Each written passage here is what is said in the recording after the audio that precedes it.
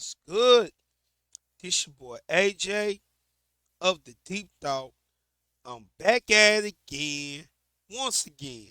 Ha ha! What's up, YouTube? How y'all doing today, man? You already know who it is. I'm back at it again with a brand new video.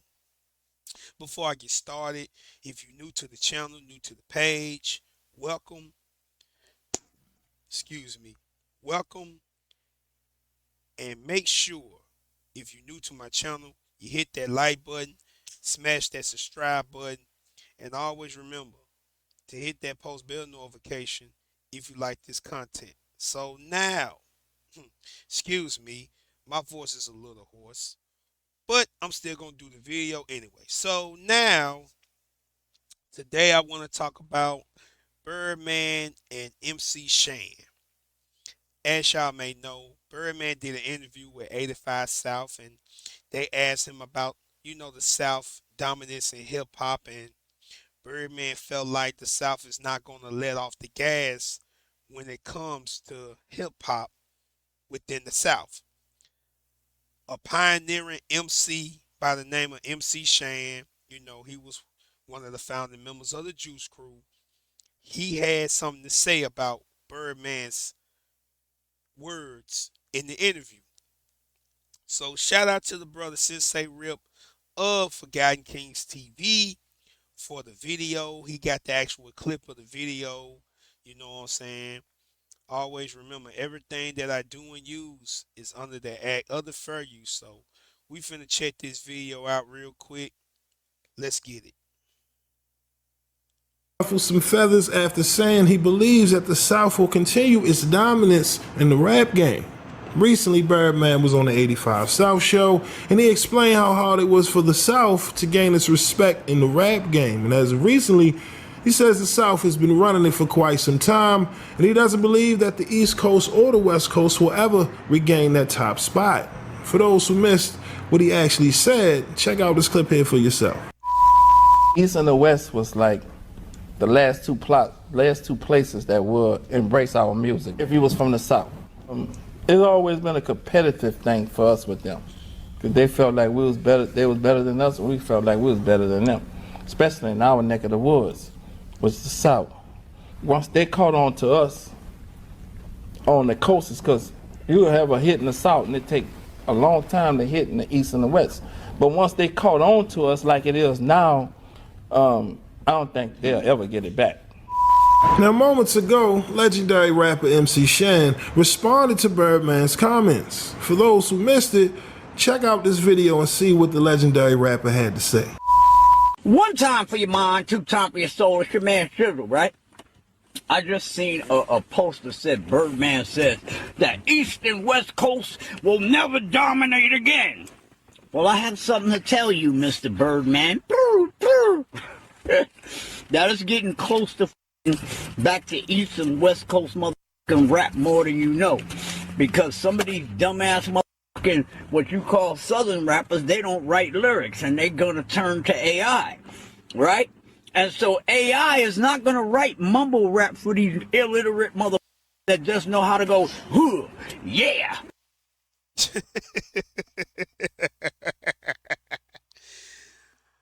MC Shan, real funny. I'm gonna let the rest of the video go, then I'm gonna tell you how I feel about this whole video. So let's go to it. Get it? Yachty, think that if you put that on a song and the beat is hot, that's good. You Yachty. If that's what it's gonna be, bullshit. So Mr. Bird, y'all is about to get f***ed up because them so lazy now, they're gonna turn to that AI bullshit. And AI don't write mumble rap, Mr. Birdman. So you can take that dominance of the South bullshit and shove it right where the sun don't shine, okay? Because the words are coming back. AI don't write mumble, okay? Excuse me, sir.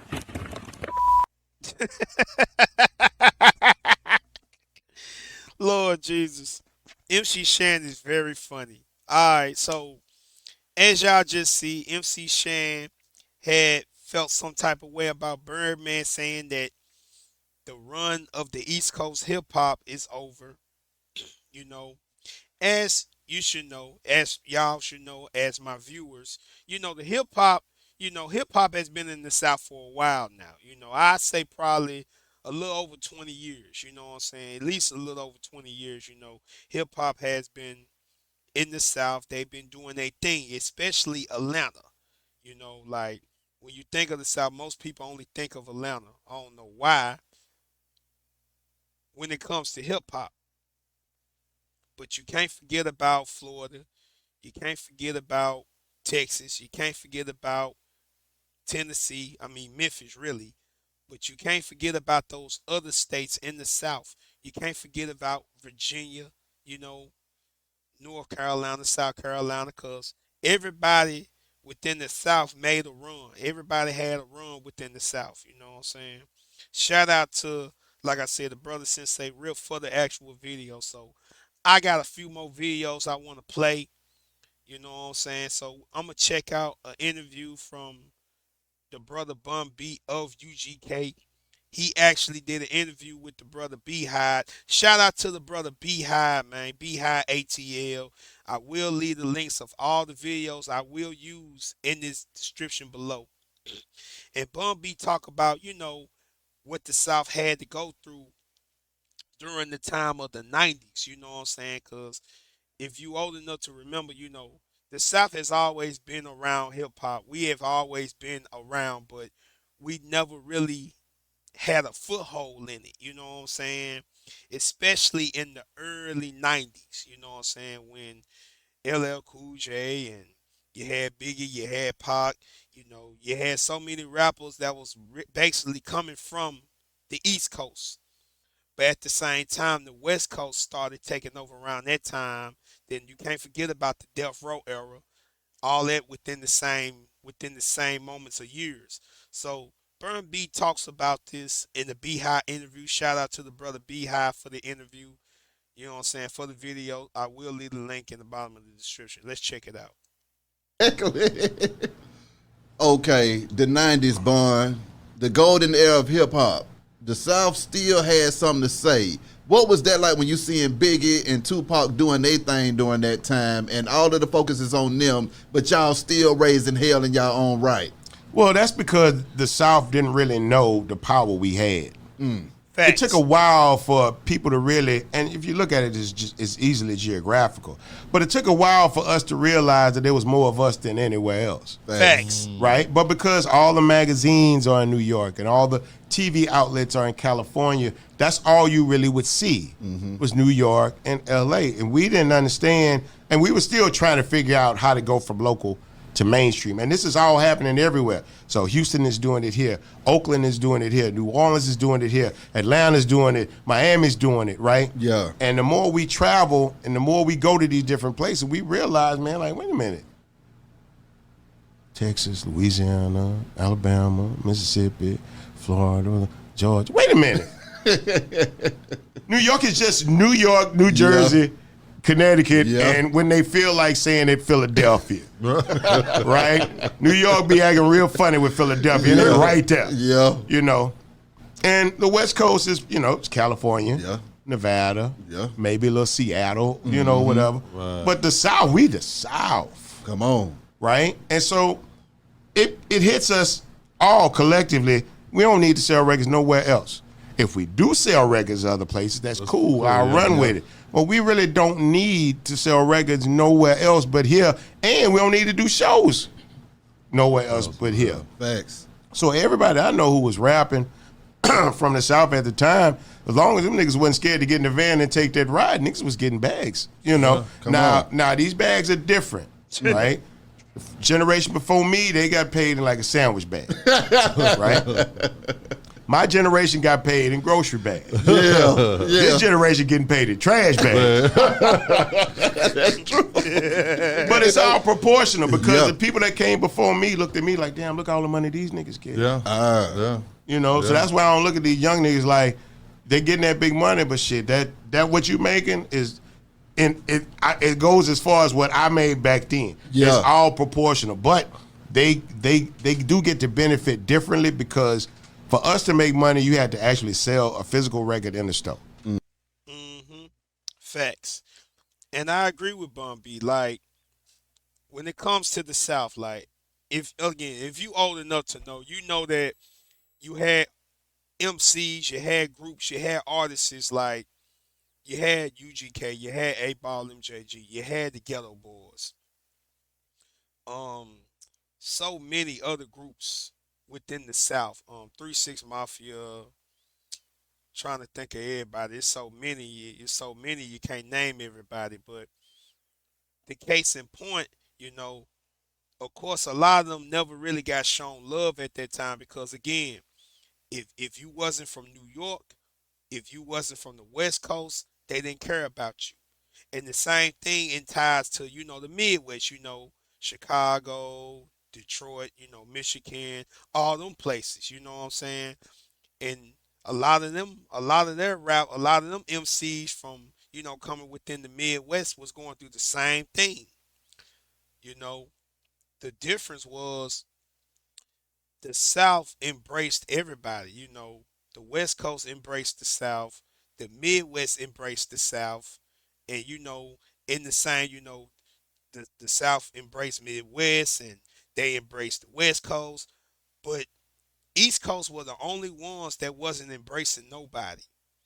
You know what I'm saying? And it got to a point where they just stopped embracing everybody and they just said F everybody, we New York. We don't care about nobody else.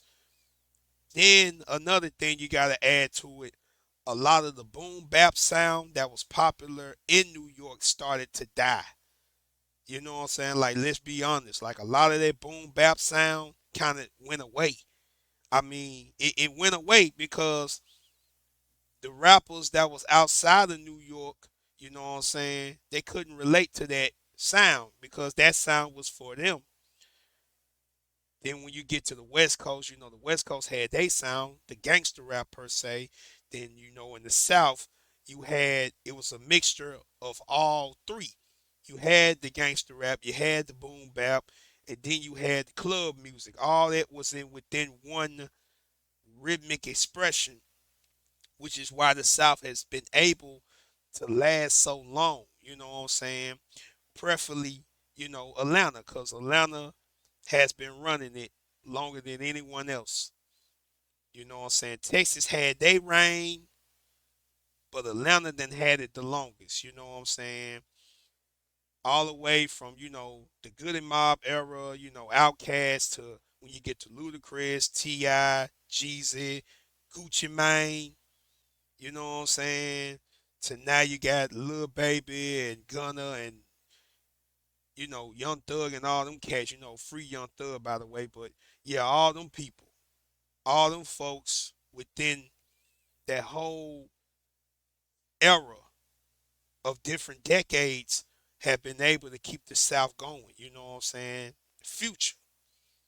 So many names. So I just feel like that all of, people outside of that ain't from the South had a problem, And if you old enough, you know that, everybody felt like the South was slow, country, couldn't rap, didn't know how to rap, all that stuff. But at the same time, a lot of brothers and sisters from the South that were rapping, they had their own movements in the underground.